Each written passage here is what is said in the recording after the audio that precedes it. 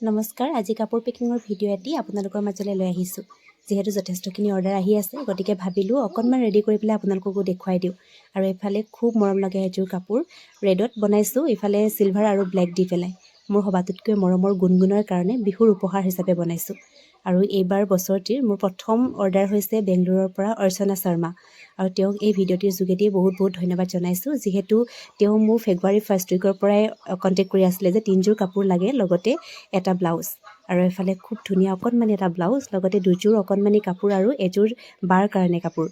লগতে এই কাপোৰসমূহৰ মাজতে ইফালে 4যোৰ কাপোৰ যোৰহাটলৈ আৰু 2যোৰ লখিমপুৰৰ শিমলুগুৰিলৈ আৰু এযোৰ ভোগপুৰলৈ, এযোৰ গহপুৰলৈ আৰু লগতে এযোৰ চতিয়ালৈ, এযোৰ ডিব্ৰুগড়লৈ।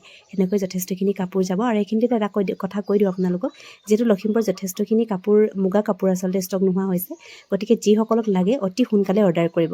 তেতিয়া আজিলৈ আহিছোঁ, ধন্যবাদ।